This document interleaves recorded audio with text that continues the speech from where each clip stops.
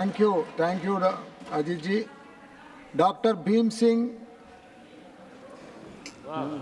10 minute है sir.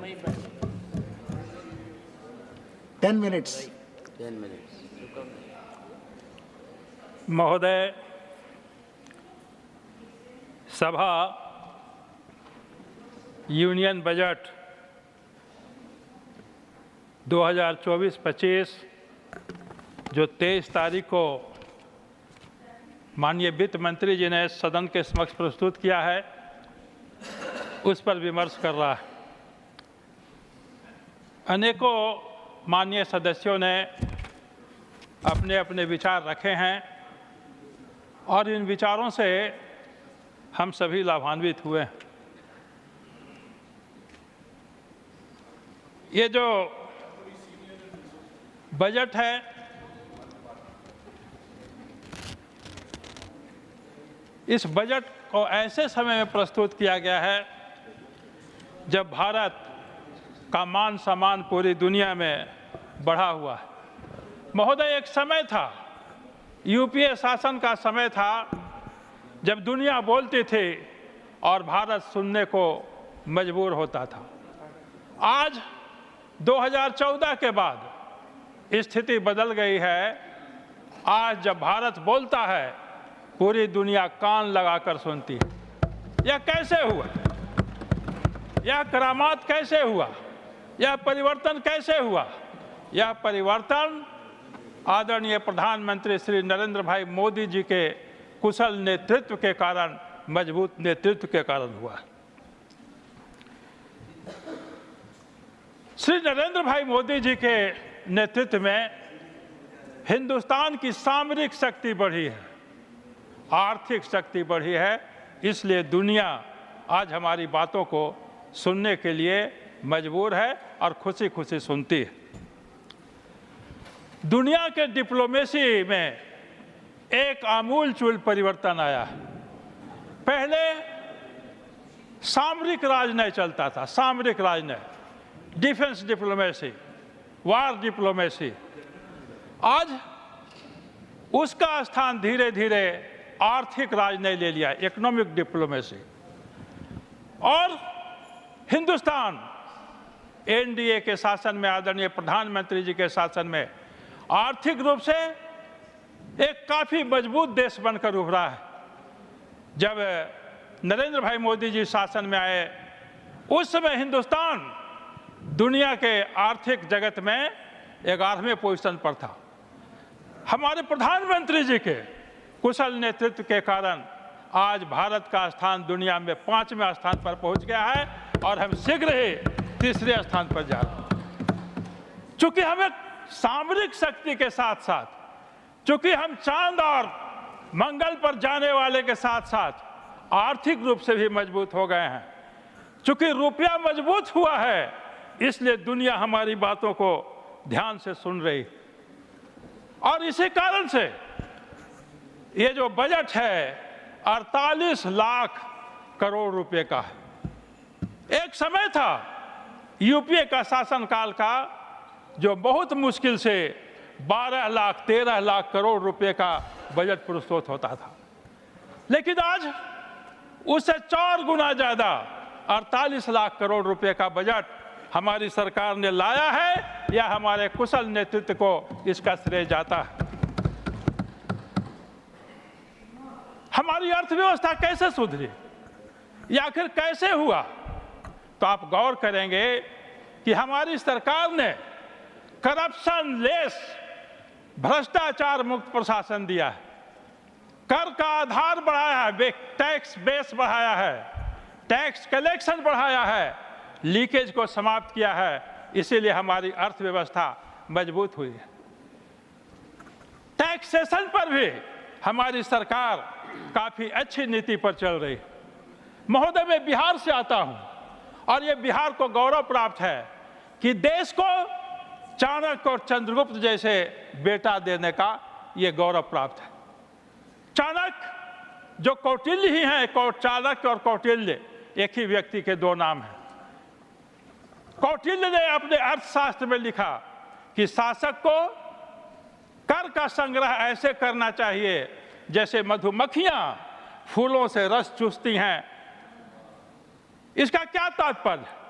तात्पर्य यह है कि जिस तरह से मधुमक्खी फूलों को क्षति पहुंचाए बगैर टैक्स वसूलती है और फिर उसको मधु में परिवर्तित कर देती है, उसी तरह से शासक को चाहिए कि जनता से कर वसूले और उसको फिर उसी के सेवा में लगा दे। हमारी सरकार ने यही किया। हमारी सरकार ने सभी वर्गों के लिए काम किया, सबों से ये काम, सबका साथ सबका विकास हमारी सरकार का नारा है। और आपका महोदय, आपका विनाश, ये जो बजट है, इस बजट से किसी का भी, आपका विनाश, कोई भी क्षेत्र, कोई भी वर्ग अछूता नहीं रहा। गांव हो या शहर, किसान हो या मजदूर, छात्र हो या नौजवान, नागरिक हो या सैनिक, पूरब हो या पश्चिम, उत्तर हो या दक्षिण, कोई भी क्षेत्र, यहाँ तक कि अंतरिक्ष हो या समंदर, सभी क्षेत्रों में हमारी सरकार का हस्तक्षेप है और सबों के लिए कुछ न कुछ किया है। लेकिन हमें खेद है कि इतने अच्छे बजट को, इतने महत्वाकांक्षी बजट को भी विपक्ष के द्वारा, खासतौर पर कांग्रेस पार्टी के द्वारा आलोचना की जा रही है। और उस आलोचना में जो कांग्रेस के विरोध से जन्मी हुई पार्टियां हैं, जैसे तृणमूल कांग्रेस, कांग्रेस के विरोध में जन्मी, राष्ट्रीय जनता दल जो गैर कांग्रेसवाद के कारण ही पैदा हुआ है, ऐसी पार्टियां भी कांग्रेस का साथ दे रही। कांग्रेस की बात तो समझ में आती है कि उसके पेट में मरोड़ा क्यों हो रहा है। खिसियानी बिल्ली खंभा नोचे, उसे यह पच नहीं रहा है कि कोई गरीब घर का बेटा, कोई चाय बेचने वाले का बेटा, कोई पिछड़े वर्ग में पैदा हुआ बेटा नरेंद्र मोदी तीसरी बार कैसे प्रधानमंत्री बने। लेकिन ये राष्ट्रीय जनता दल और इसके शरीकी जो पार्टियां हैं, वो जब विरोध करती हैं तो बड़ा दुख होता है। और आलोचना का आधार क्या है? क्या कोई तर्क दे रहे हैं? क्या कोई औचित्य बता रहे हैं अपनी आलोचना का? कोई भी आधार नहीं है। लेकिन जो इनकी बातों से पता चलता है कि इन्हें दो शिकायत है। एक शिकायत जो इनके वक्ताओं ने की कि यह घाटे का बजट है। मित्रों, घाटे का बजट, यह लाभ का बजट सरकार नहीं प्रस्तुत करती। यह कोई वाणिज्यिक कंपनियां नहीं है जो लाभ का बजट प्रस्तुत करेगी। यह जन कल्याण के लिए समर्पित सरकार का बजट है। और अर्थशास्त्र में जो घाटे का बजट होता है वह अच्छा माना जाता है, क्योंकि ऋण लेकर के हम जनता का विकास करते हैं। तो हम धन्यवाद देना चाहेंगे, धन्यवाद देना चाहिए नरेंद्र भाई मोदी जी की सरकार को, उन्होंने घाटे का बजट प्रस्तुत किया। दूसरा, इनकी आलोचना का आधार बना है और बार बार उठा है, आज भी उठा है, बजट शब्द जितना बार भाषण में आया, हमको लगता है कि उससे थोड़ा ही कम बिहार और आंध्रा शब्द आया है। तो मैं कहना चाहता हूं कि भाई, बिहार से इतनी क्या शिकायत है? आंध्रा से आपको क्या शिकायत है? क्या शिकायत है? अगर नरेंद्र भाई मोदी जी ने इन पिछड़े हुए इलाकों की झोली में एक एक मुट्ठी ज्यादा चावल डाल दिया, आपको क्या शिकायत है? ये कांग्रेस पार्टी हमेशा से बिहार की विरोधी रही। और मैं इसी सदन में 22 तारीख को कहा था कि बिहार के प्रति जवाहरलाल नेहरू जी से लेकर के अभी भी कांग्रेस पार्टी है, उसका कोई ध्यान नहीं रहा। पंजाब में भाखड़ा नंगल बांध बंधा है, भाखड़ा नंगल बांध बनना चाहिए था, बना है, अच्छा है, पंजाब का काफी योगदान है। लेकिन मैं कहना चाहूंगा महोदय कि इस भाखड़ा नंगल बांध का जो परियोजना था, पहले बिहार में गया था। नेपाल से जो बाढ़ का पानी आता है, बिहार को ध्वस्त कर देता है। उस पर डैम बनाने के लिए योजना थी, लेकिन वो नहीं बनाया गया और उसको वहां से हटा दिया गया। तो समय तो घंटी बज गई है। मेरे पास बहुत सारे बात थी कि बिहार की कैसे उपेक्षा की जाती रही।